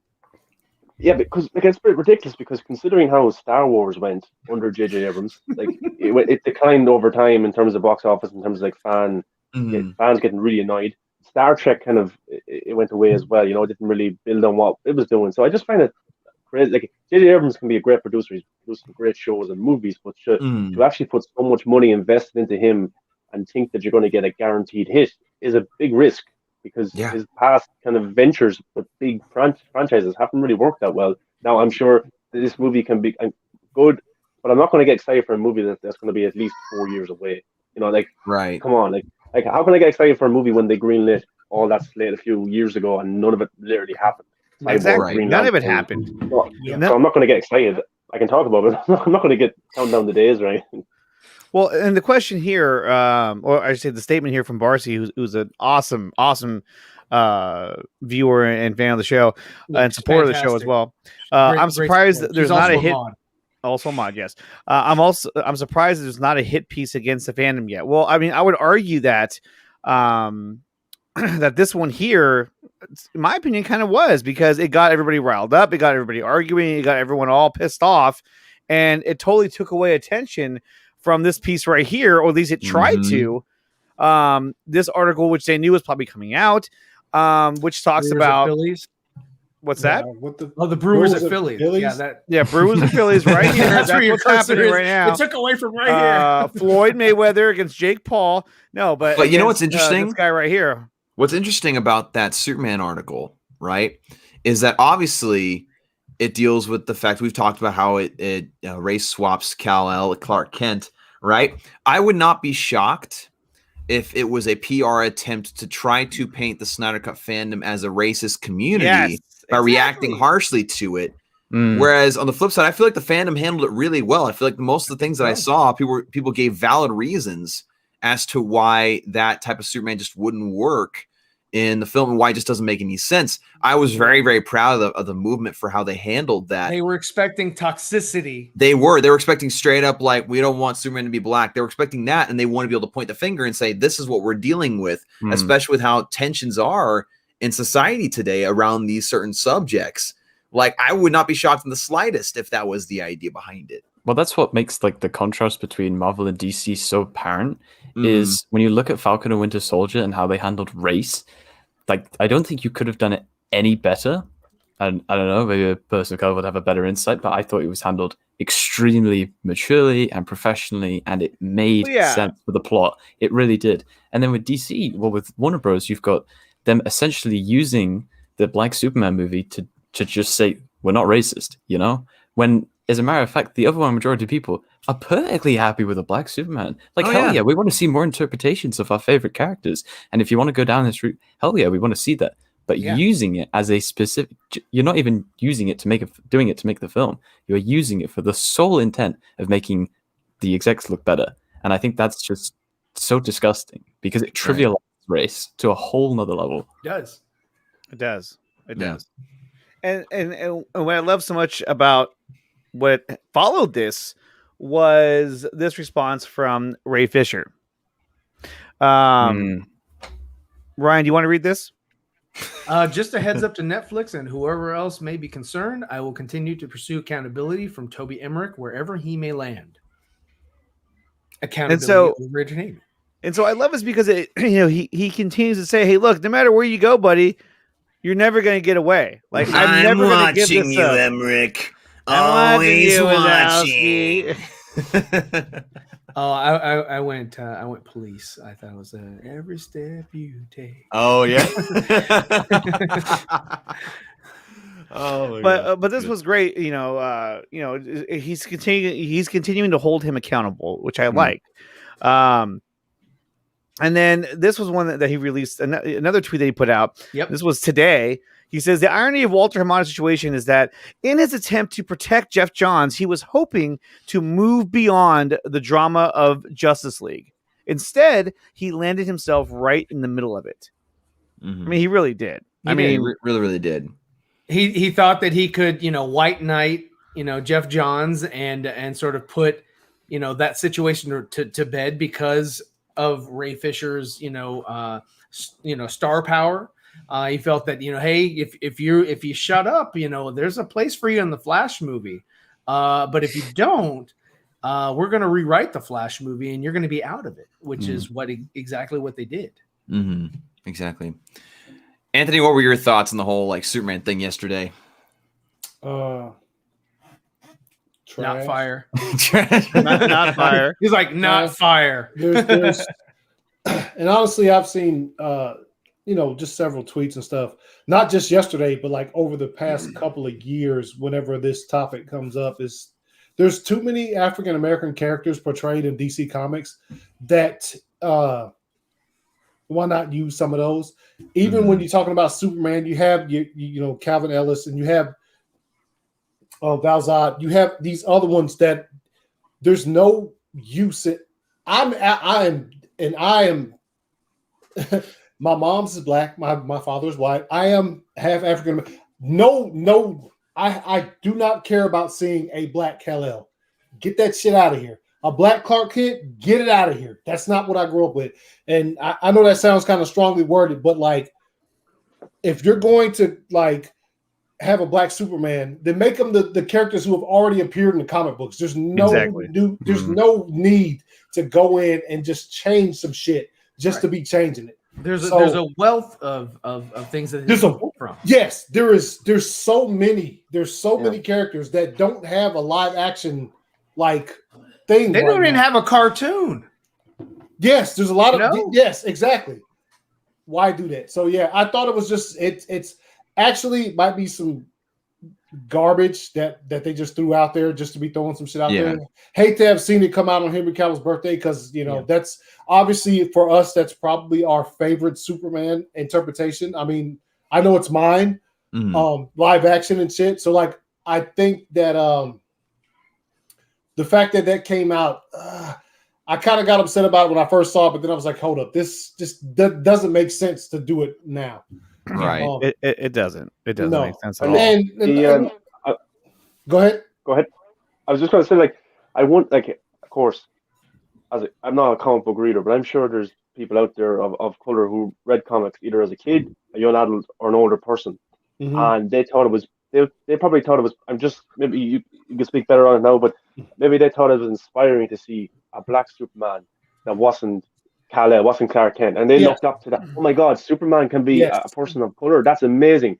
And now I think it's a bit disrespectful. Maybe is it to now to have? Yeah, it is. I mean, there's also an Asian Superman. Yes, there is. Yes, and that's and what I'm saying. And they wouldn't if they did that. Let's just say they did that. They were like, yeah, hey, we're gonna do an Asian Superman. Well, it wouldn't be Clark Kent. No. Yeah. What was I can't remember his name though. I can't remember. I can't look it up. Yeah, look it up real quick. But that's the if same. You ask Warner Brothers, it could be. They'd be like, it could be Clark Kent. No. He's an alien. He's an alien. I think it could be anybody. And then at the end, he could brand him. And then he'll turn into Omni-Man. No, that's Kong Keenan. Is his name. Yes, what I'm saying is at the roots of what I'm saying is there are iterations of Superman that are of color. That there's no need to make him Clark Kent. Do you understand what I'm saying? Like I love my Clark Kent. I grew up with that Clark Kent, whether you're talking about Christopher Reeves or Henry Cavill, whatever. Brandon Routh, I grew up with that Clark Kent in the comic books and in live action and cartoons and stuff. Mm-hmm. Clark Kent, to me, he's not a person of color. But as far as if I'm talking about Superman, person of color, that I've named them already. That's what I see as far as, you know what I'm saying? As far as to me, and I'm a fucking Superman fan until I die. It's all over me. There's a tattoo here somewhere. Here it is. Nice. But that's, and it's Henry Cavill, by the way. But it's that's what I'm saying. It's like that shit came out and I saw it and I was like, are you serious, Kal-El? Yeah. Oh, dude. And I do get it. Calvin Ellis's name was spelled a little bit different. He was Kal-El as well, but I know what they were trying to do with that because exactly Warner Brothers. So that news came out and missed me with that shit. Not a fan at all of those ideas that they're trying to push. I know Ohio Dave had a really good tweet about it yesterday. Again, you talk about all the different characters that you talk about, characters of color that have been featured in the comics that have been beloved by fans of comics alike and also cartoons. And he said, like, there's a reason why we will never get these characters because the studio will continue to try to feed you the same kind of character because, again, Kal-El and Batman, they sell. They sell toys, they sell movies, they sell all these different things. And so if they're going to want to get representation there, they're going to try to race swap them instead of getting these cooler characters that could build up their catalog of movies and also just get people exposed to different types of characters that they could probably love very, very much. It's just not going to happen with the way that they're going at it. I mean, if they were smart, I mean, they could develop the Calvin Ellis or the Val Zod or whatever, and then and then introduce Henry Cavill Superman to one of these characters and have them, interact somehow, but of course they're not going to do that because Warner Brothers is stupid. They are. Yeah. They're very, very dumb. Let's just say like they were thinking, oh, well, maybe Calvin Ellis isn't as popular as Clark Kent. That's the problem here. Well, look at Marvel. Like Miles Morales wasn't as popular as he is now as he was a few years ago. A game came out and a movie came out in animated form. And now it's put into kind of pop culture. Oh, there's a black Spider-Man, Miles Morales. That's pretty cool. And then when Miles Morales finally comes, whether it's in the MCU or Sony Universe as a live action Spider-Man, people will be familiar with the character. They even introduced his uncle. Yeah, exactly. And if they're concerned, then get a comic book run out there, get an animated show or about Calvin Ellis, or get something out there, a game, or introduce them in somewhere to say there's actually a black Superman that exists, and then in a few years introduce them in live action. And I think that the Flash movie will actually benefit Sasha Calle as Supergirl because people will go to that movie to watch Michael Keaton and Ben Affleck and Flash because they're huge characters, and they might come away like people did from Suicide Squad in 2016 when they talked about Harley Quinn. They come away talking about, oh, there's a female Supergirl, and then it puts it into the discussion out there. But DC just very bad at managing these kind of characters in that way, and Marvel and Sony did it perfectly. I think the last few years with Miles Morales. Yeah, no, I totally agree with you. I think as far as Marvel's concerned, again, I've talked about how Marvel has earned what they've gotten over the past couple of years. As much as maybe I disagree with some things they do with their characters in the movies, they have earned what they have at this current moment. They've earned the fact that they now have 2 stream exclusive shows. They've earned the fact that they have, for example, Guardians of the Galaxy, right? Most people out there, besides hardcore Marvel comic fans, had no idea who those characters were. I had no idea who they were. I had no idea who the Guardians of the Galaxy were at all. And I was fully expecting going into that theater for that to be the first Marvel movie to really fail and be bad. Not that I wanted it to, but I fully expected it to just because of how little known it was. Yeah. Little did I know it would spur on the rest of the MCU and the style they would go into, and they would follow that pattern to a certain extent. Like the difference between Marvel and DC isn't the brands. The difference is the studios behind those universes. Disney has their house in order. Disney knows what they're doing. Disney has people that care about the characters involved. Again, decisions about the characters, opinions on that can vary, but they at least care about them to a certain extent, whereas Warner Brothers only looks at them as a simple monetary device. They look at it as a way to feed their ego. They look at it as just a simple amount of characters. Anything beyond that scares them. Anything beyond that terrifies them, unless it's Peacemaker, of course, which I don't even understand. Well, everybody's clamoring for that one. Apparently.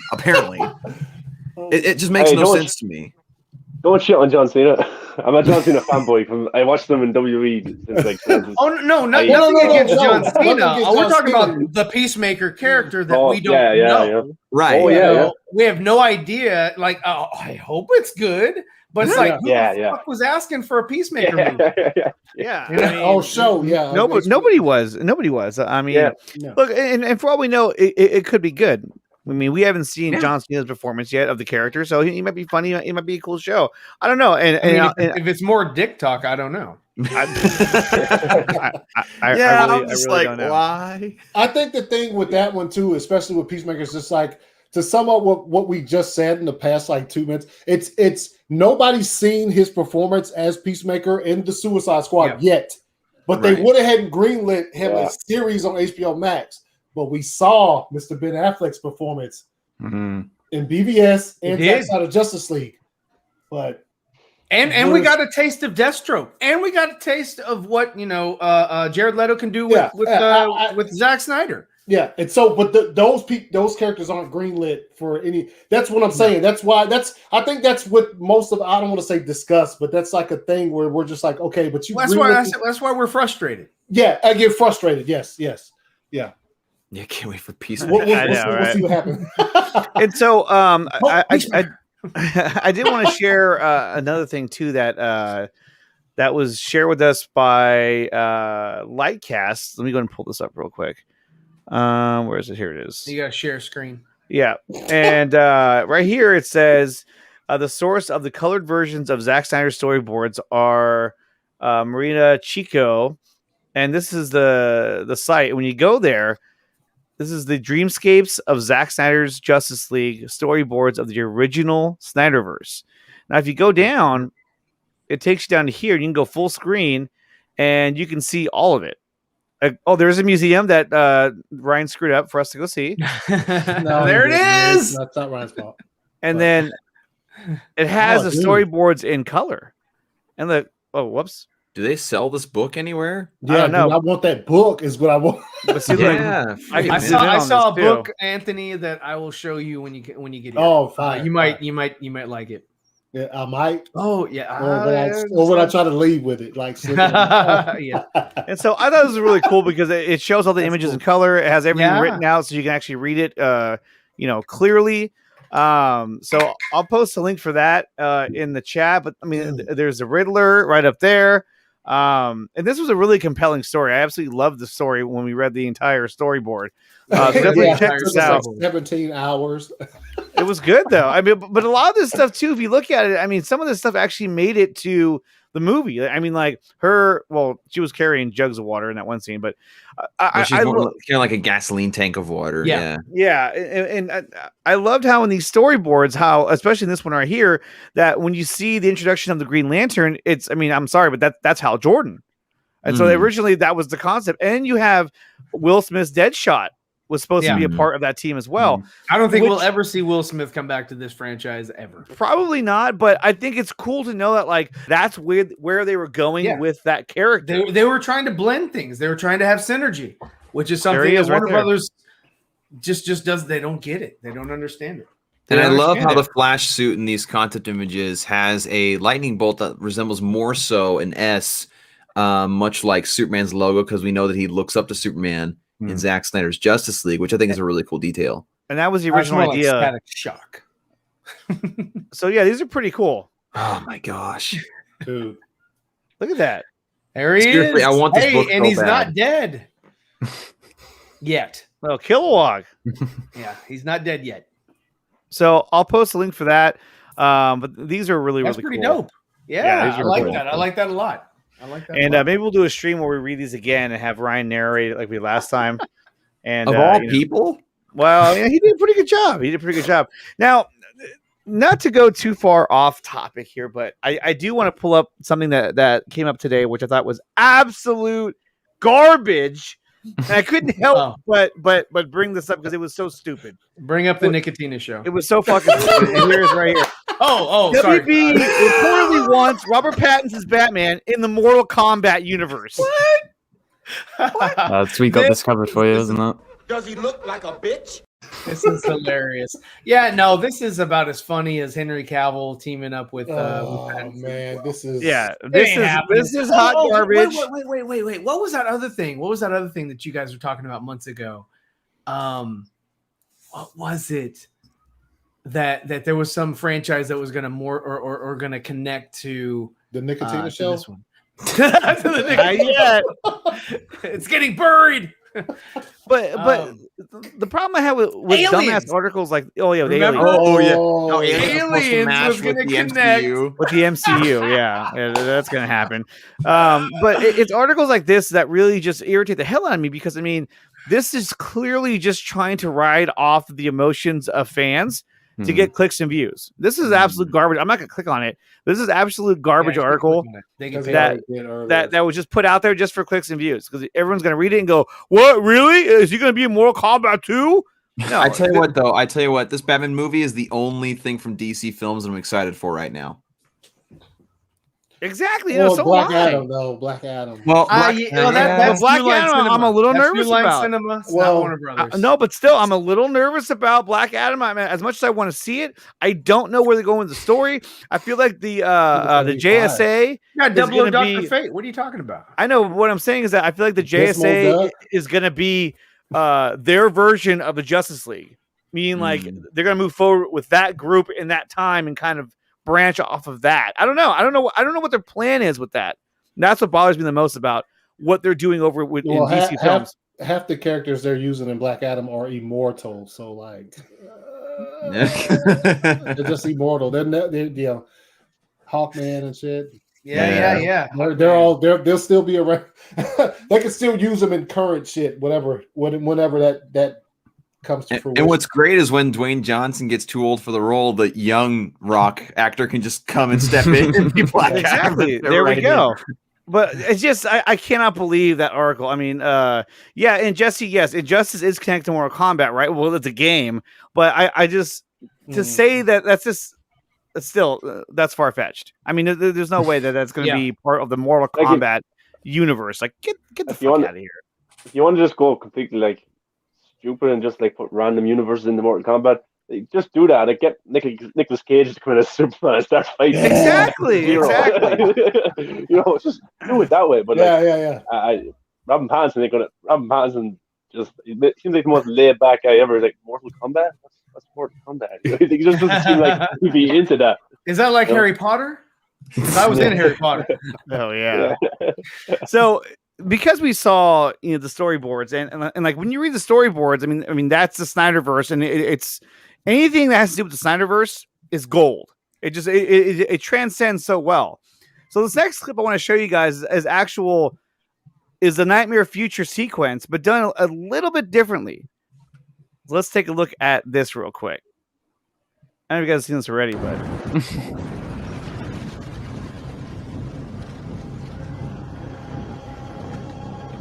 we're gonna get copyright claim. I don't think so. This is a Nightmare sequence with Legos.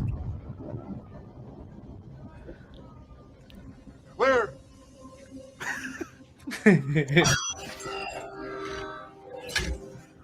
How much further? We're almost there. Well, we need to hurry. We can't be out in the open much longer. You'll come for us. Like, the story is still good. Let the bastard come. I'll stab this through his Is he heart. just tossing an orc head? Yeah. To make him pay. Lord of the Rings and DC's connected, confirmed. Confirmed. You have no idea how I feel. We have to stick to the plan to have any chance to make this right.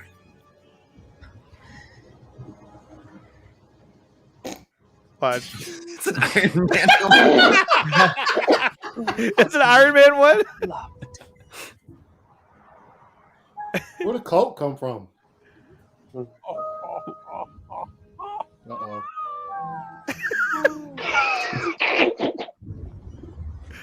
Uh-oh. Au contraire, my little fish stick. Statue of Liberty in the background. Yeah, That's your Liberty. That's your Liberty. This is Planet on of the the Planet of the Apes, yes. Yeah. Or Spaceballs. We don't know yet. Army of the Dead. What's that coming out of their nose?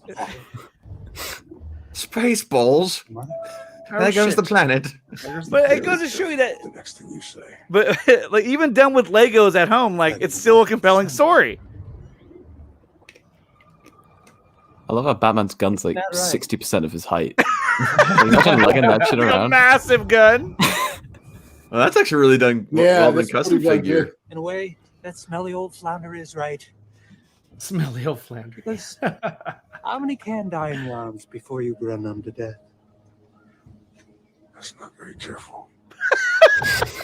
Is that a custom Nightmare Batman body? It Dude, might it's be. fire. It's kind of fire, dude. Yeah, it's pretty dope. The only thing missing is an overtop trench coat.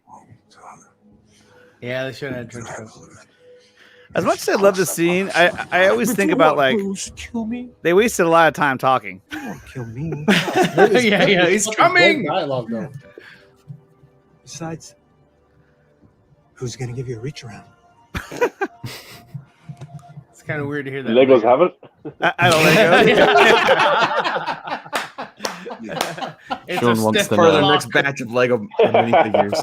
You created by letting her die. I like how I made it real dark. How she suffered so. Look, hold up. The fingers of the teeth. Yeah. How many alternate timelines do you destroy the world? Because, frankly, you don't have the colonies to die yourself. Is he gonna do the They burn slur? on Legos. But even that line right there, it speaks volumes for the story that was meant to be told. Mm. So as usual, You know, Sickness brings it up. Apparently, they did make a minifigure of Nightmare Batman. a truce. Oh, okay. Dude, Sickness, send me the link to that. I need Look it at in my that little life. card. As long as you have this card, the truce.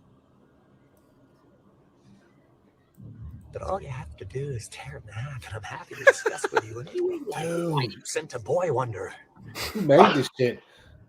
to do a man's job. Dang, man, this Damn. is impressive. Like, I love this line. You would talk about people who died in my arms. we're totally gonna get taken down. Totally. Yeah. This was shown in my Copyright claim. plan. We come on other It's people's still shows up, and get it's taken still down up. for copyright. Yeah. And when I killed you, make no mistake, I will fucking kill you. Yeah. Oh man. Man, he's staring right at No. us. I promise. I love the score too. Mm. Is he gonna shake? Oh, he took it. I want to see him do that smirk, man. He shakes.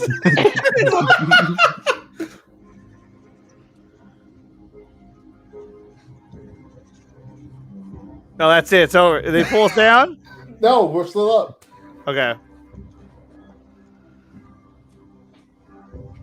Oh, there it is. And he's Oh, they sitting there took for a us long down? time. They took us down? It's still up. Oh, okay. You said there it is. I was Yeah, like, oh. calm down, Andre. Are we down now? Can you hear me now? No, there. Wow, that was a face. That was a face. Uh-oh. Statue of That was Liberty. from the Lego movie. It's Count Dooku. Space. Count Dooku. Still think it was a good idea. Count Dooku. That's totally who that is. Looks like Joe Biden. Found us.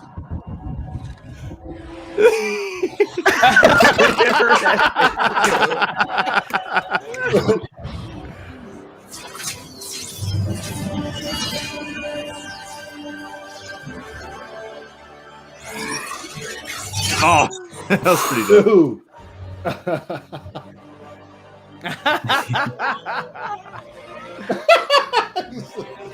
Getting goosebumps from this again. Yes. Isn't it though? It's good. I want to see though. how he does this one. Superman. He's just gonna land and red eyes. There you go. Thanks for watching. You're welcome. Hey, Live? yes. Shouts out to whoever, Live? made that. Whoever did that. Fire. That was pretty badass. That was pretty badass. You know what the funniest thing ever is that we waited 3 years for the Zack Snyder's Justice League, and we're here watching the Lego version of it. Yes, But I'll take it, man. Hey, if I would have seen, if they said the only way that we're going to see the Snyderverse continued is through a Lego version, and that's it, I'd be like, all right, well then let's get started. Hell yeah. Let's get going here.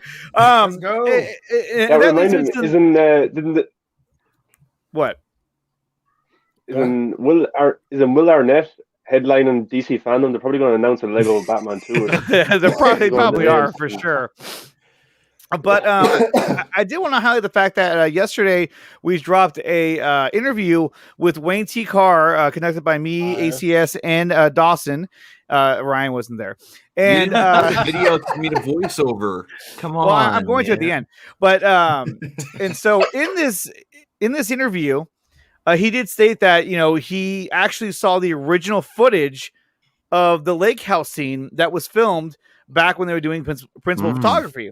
Yeah. And now in that version, obviously, I'm not going to say that the Kilowog was there, but he did talk about the differences between that scene and what we saw in Zack Snyder's Justice League. The fact that there was a green glow on Ben Affleck, Yeah. and that it was nighttime as well. Yes, it was in the middle of the night. Yes, in the middle of the night, not in the early morning, or maybe it's I think it's early morning, right? Yeah, daybreak probably. Yeah. And so it was going to be an entirely different scene for the most part, very similar dialogue, but a different setting in the dark, and and there was to be a green glow illuminating off of that's off the why lantern. with Ben you have with the Martian Manhunter footage you have the glow from the sun, the morning, what is it, dusk, and so all they did was they just changed they just changed it from green to yellow, and that's why there's such a that light is so vivid in that scene. So because they had to change it. Yeah, and so definitely check that out, you guys. That's going to be on the 4Nerds channel. It was a really cool interview. He's a really cool guy. Wayne T. Carr was awesome. But that was really cool because, we'd always heard rumors about there being green lights. Remember, even Kevin Smith alluded to that kind of detail. And now we know that was true in terms of having lights on Ben Affleck because it was supposed to be a Green Lantern. He was supposed to be John Stewart. So that in itself was really, really cool that he kind of revealed that as well. And then there was one more thing I wanted to bring up, and this is actually a bit of really good news. It's another Lego movie. No, in fact, it is a tweet from Zack Snyder saying Army of the Dead news coming tomorrow. Featuring a Dire Straits music video. And let's see it. I can't hear anything. Did you share audio? You have to share audio. I did. There's no sound. There's no sound, dude. Yeah, there's no sound on it. There's no sound to this. Anyway, okay. Well, then you guys were acting like there was sound. You're like, what is the sound? There's no sound. There's no sound. Literally, no one said anything on. Yeah, you said you played it. And you said there's no. You were sound. like it featuring a Dire Straits music video. I was like, wait, what? That's what I thought you were saying. Yeah, because of the.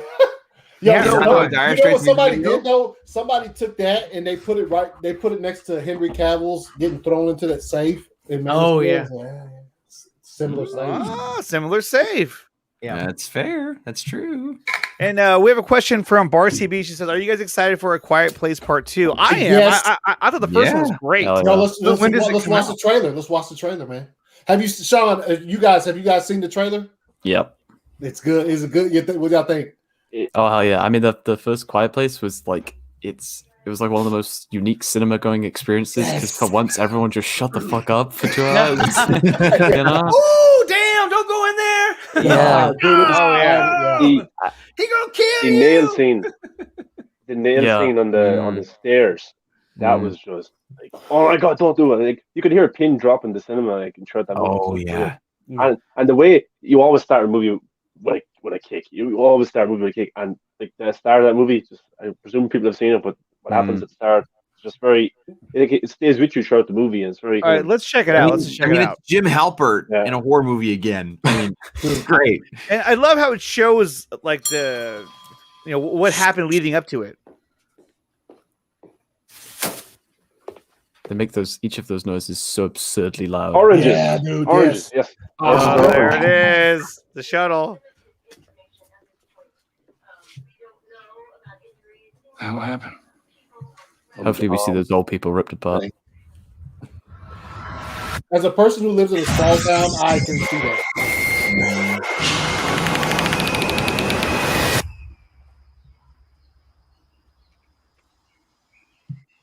Gosh, she's so badass. Yeah.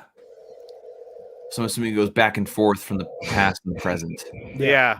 I don't know why he came all the way up here. There's nothing left. There are people out there. Hey, Murphy. People worth saving.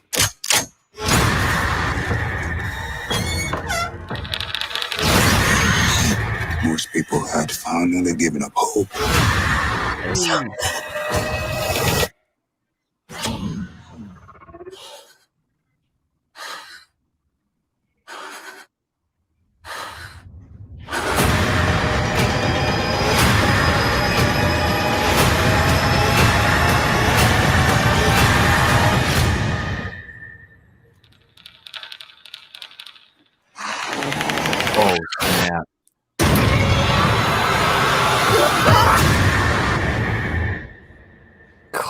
God. So good. Yo, I like how they ended that, where like normally in a trailer like that, you'd see the door. They just get out just in time. She doesn't get out. Opens just in the time. door.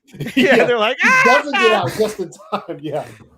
Dang. No, I think it's going to be really, really good. It's actually a movie that I really want to see in the theaters because of the sound and you know, there's so many elements to that kind of movie. And the first one was so good.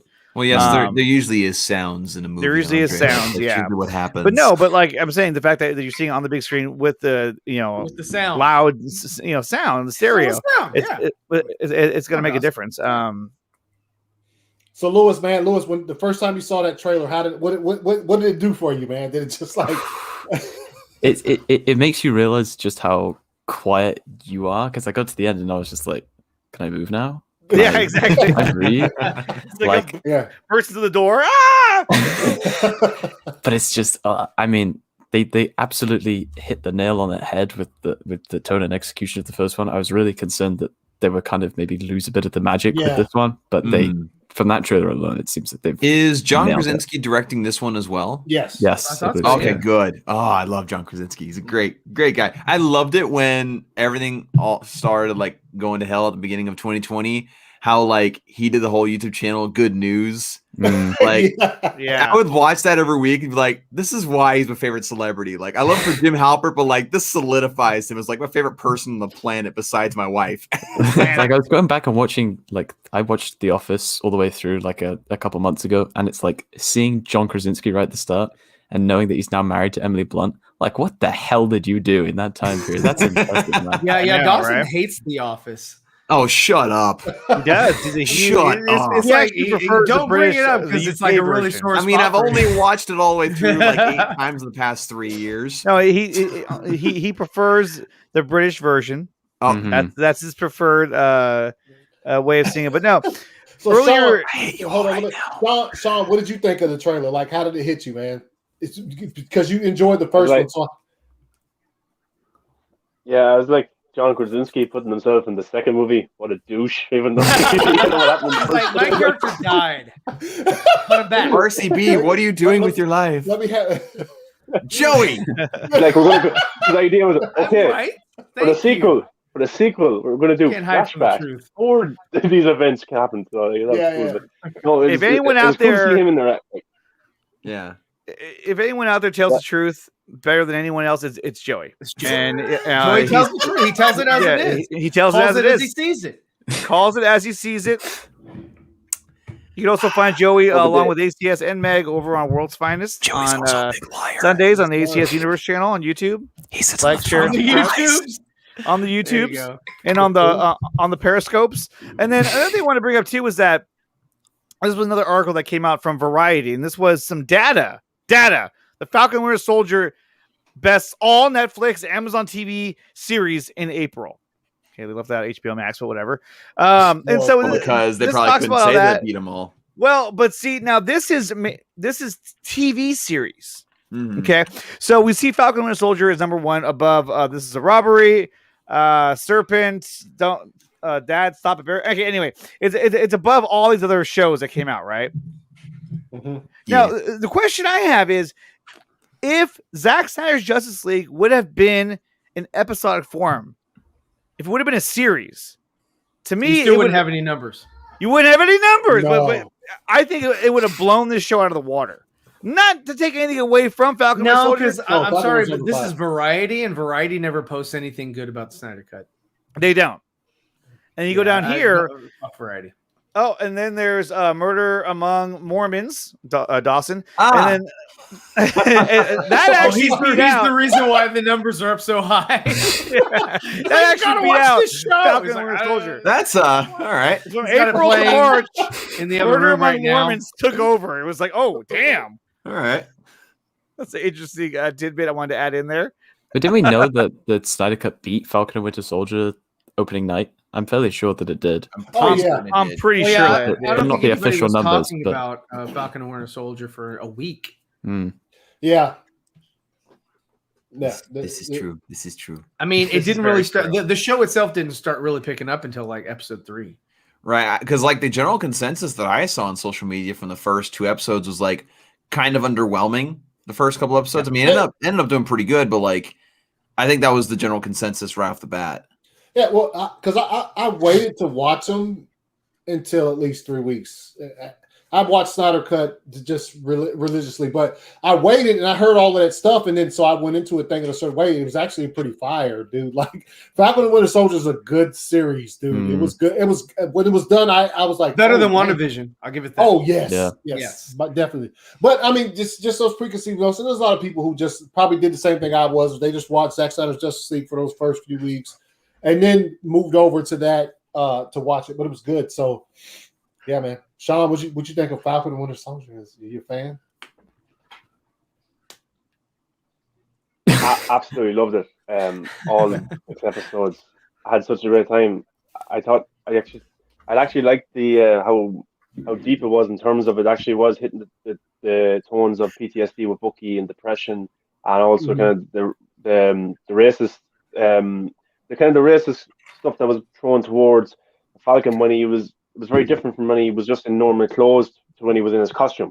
You know, people kind of disrespected him, like that at the bank. The cops were kind of looking at him shady, but when he was in his suit, everyone wants to be his friend. I actually thought that was really well done. The stuff with Isaiah Bradley, that ending scene was just heartbreaking. I thought him looking at his statue, it was just brilliant.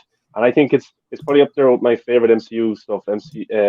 Infinity War, Winter Soldier, and probably Falcon and Winter Soldier. I think I had such a good time with it, and I think I'm actually looking forward to Captain America 4 because the same showrunners involved, some of the same writers. So I'm looking forward to that more than anything that's coming out in the next few years is Captain America 4. Oh yeah. Same for Anthony. He loves Anthony Mackie, and he'd love to interview him sometime. On the show. He would love to. He's a huge fan of Anthony Mackie. He thinks he'd want to hang out with the guy. Yeah, I had a personal interaction with him. It wasn't good. Yeah. No, take away nothing from his performance on the show. It actually was better than I thought it was going to be.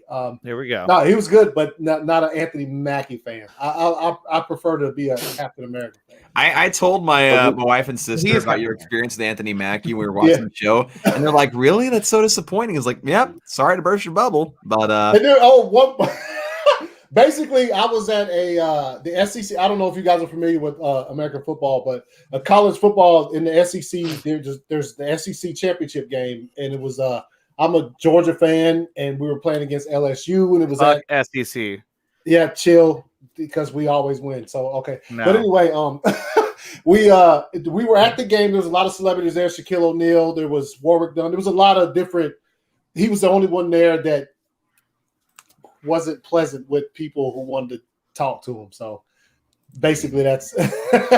And I also forgot something that PJ reminded me of when I talked to him a couple weeks ago. He said, "You remember when?" So we were there. We were in a suite, and there's a press box like kind of deal. And he was sitting, and the fans down below him were trying to take pictures, and he wouldn't complain. He's just like, "Yeah, when you make them people stop taking pictures. I was like, "What?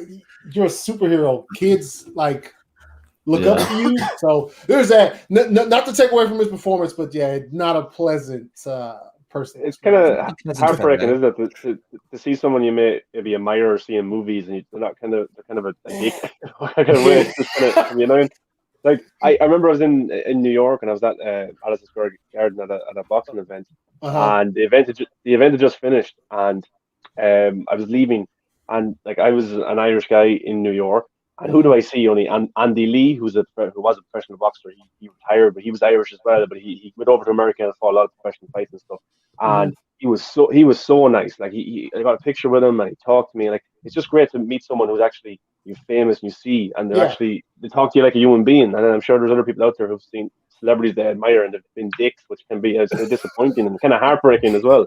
Yeah. The thing I always go back to is I could see if it was Daniel Day-Lewis. Like I love Daniel Day-Lewis as a fire actor, but if he was just like, but dude, you actually like kids actually have action figures of you, and they're just like, hey. Yeah, they're like, look at my Abraham Lincoln figure. No, what? No. Would you sign my Declaration of Independence? No, get the hell out of my face, bitch. So the last topic that I wanted to bring up, with you guys before we go is the topic of a new show that recently finished out its season 1, which was a show called Invincible. And this was a really cool show. Everyone really loved it, especially the pilot who died at the end. that poor guy, man. Like, guys, did you get a chance to see Invincible? Sean, did you? I haven't finished it yet. Oh no! Oh man! Well, the pilot's nobody, anyways. It doesn't matter. All right, enough out of Sean. Okay, Lewis, have you seen this? Lewis, save us! No. Oh, no! Okay, well, it's a good thing I brought this up. All right, well, I guess we got Dawson. Did you watch this? No, we're movie buffs. We're movie buffs. It's TV too buffs. R-rated for him. I just haven't had time. Like I just got a new shift at work where I'm It's working. too violent. I'm working like superheroes don't have hours a day. I don't have time to start a new show. After he watches, he'll be in the corner. What is it R-rated for? Is it violence and language? No, we can't tell you. You have to watch the series. No, you got to tell me. Because when Dawson watches shows, when It's Dawson not watches fine. anything, this is the reaction he wants to have. Oh my god! Wow! Oh my god! The hell is that? Why is there a giant dog on the table? What the hell? I don't know. I know that's the weirdest shit. It's amazing. It's like a 6-foot-long dog. That was a big Amazing. dog. And then this is another tweet I want to share with you guys. This is a from Scanline. It says Fabian Wagner, the DP, created this caustic light to cast on them, so you felt that they were inside of an air bubble. We established some hero shots where we would balance out the different levels of the bubble or murkiness. And so here it kind of shows you all the different, layers of special effects they put over the image. And that was how they originally shot it. And then they added that, and they added that, and they added that. That's pretty cool. So good. I just noticed that those are like fake octopus or squid legs or tentacles there. Yeah, I didn't even notice that. Yeah. Oh yeah. Holy crap. Yeah, you didn't notice that at all. Ah. Neither did you. Oh, I can clearly see it. Thank you.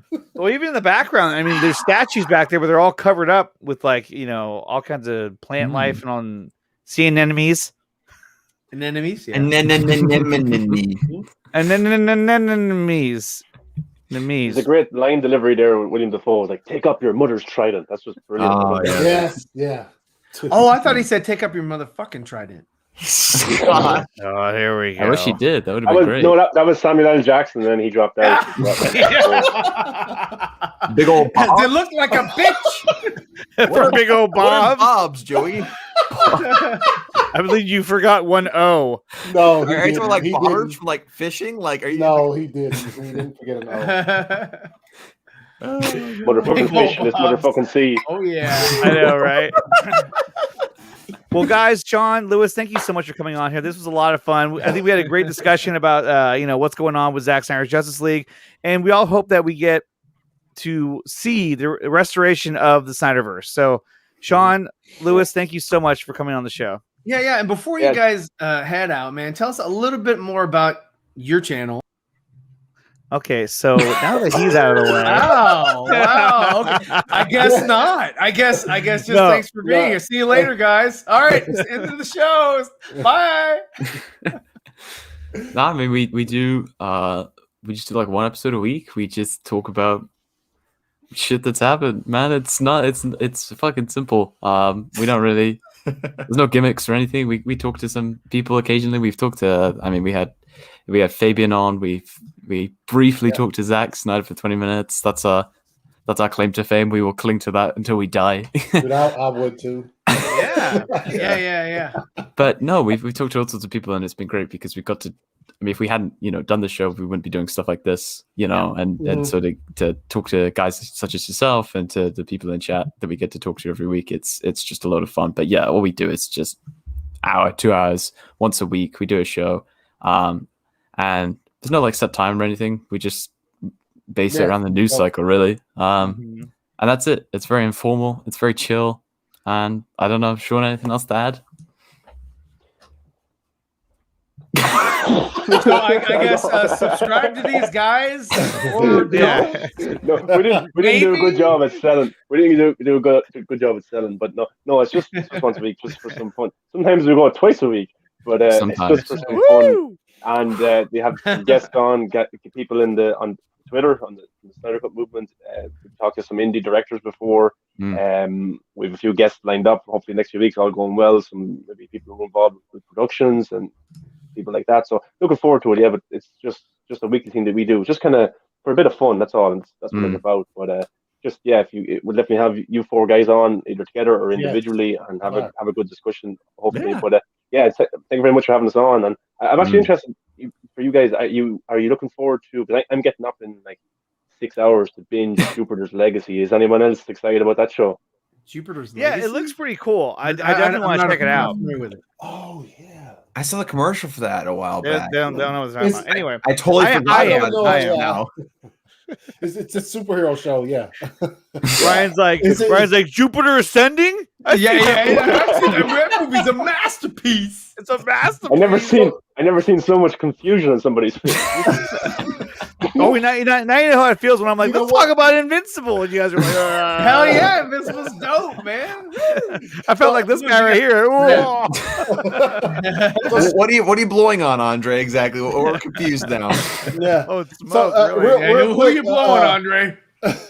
Sean, what time is it where you are? Nighttime? No, it's 2:20 a.m. Oh, what about you, Lewis? Yeah, same time. Same time. Oh, yeah. Okay. Okay. So you guys are, what is that? 6. Five.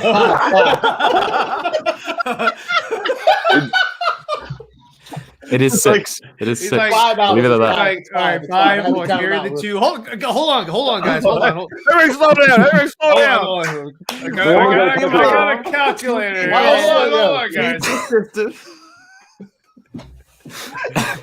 What date Anthony, is it? Yeah. What's the weather like over there? He's like, yo, it's 1985. I don't remember asking you a goddamn thing.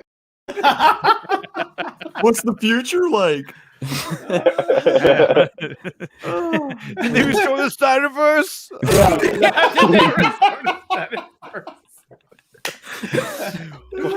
Awesome, you guys. So, Lewis, Sean, thank you so much for coming on here. Let's definitely do it again. Yeah, this is great. Let's do it again. And guys, like I said earlier, check out the interview with Wayne T. Carr. Dawson, why don't you tell them all about that? You can go to our interview of Wayne T. Carr here on the 4Nerds channel, where he discussed all things Green Lantern, Zack Snyder, Ray Fisher, and Ray Porter. Check it out now. Yeah. Definitely check that out. It was really, really cool. Really, really good interview. Really, really, really good. Really good. Sean, Lewis, thank you so much. You can find all these other guys, ACS, Ryan, and Dawson. Where is it? At these locations here. However, ACS has a 2.0 I know. at the end of it, or underscore. The underscore. But this is where you can find all of us and all of our content on our own individual channels, along with following us on social media, Twitter, Vero, Instagram. We're all over social media. So definitely check us out on there. And like I said earlier, check out the Movie Buffs. They have a great show. It's on YouTube. And they go at least once a week, sometimes twice a week. Sometimes twice. And they have really, really good conversations. So definitely check them out. And until next time, guys, we'll see you next Thursday at 7:30 p.m. Eastern time for the 4Nerds. Now, next week will be a little different, though. A little different. Because, see, I will be traveling to Houston, Texas to meet up with this handsome man right here, Ryan from Zeeverfett. Well, that's and cool. the next day, this guy will be en route to meet up with us. And we're going to go see none other than Army of the Dead, directed by Zack Snyder. Yep. And this guy will not be there. No, he will not. He will not be there. He did not decide to come. He could not buy yet. No. Could not get a ticket. His better half would not let him out of the house. So we will be streaming next week. Actually, we're gonna have Steph from My Nerdy Home will be on the show. So Anthony and Nerdy will conduct that show, and we'll be jumping on later on once I arrive in Houston. But Anthony, do you want to add something else? No, I was going to ask Sean Lewis. Are you guys going to be able to see it in theaters? Are the theaters there that's going to allow you guys to see it? COVID's still think so. Gone away here. We're not open fully yet. Oh, I think okay. theaters are open here till June. And even if they were open, I don't know if we'd get Army. We got Irishman though 3 weeks early, so maybe we would have got Army in a normal time, but we have to settle for Netflix. No, I think we've got theaters opening in 10 days, but I don't think I haven't heard anything. But I think Fatma's on a one-woman Twitter campaign to tweet every like cinema retailer, whatever cinema chain on Twitter. It's like, play this fucking movie. So yeah, maybe fingers crossed. I If guess I can, we I found will. a way. He's not away. He's not nerdy in. Whatever. Oh, only Joey came up with that. By the way, apparently DC's Blue Beetle's ramping up casting as they got Isabella Alvarez for something. I'm here to tell you right now, we don't care. Let me tell you. We don't care. Hashtag Just saying. restore the Snyderverse. Just saying. And we'll see you guys next time. Thanks, Dawson.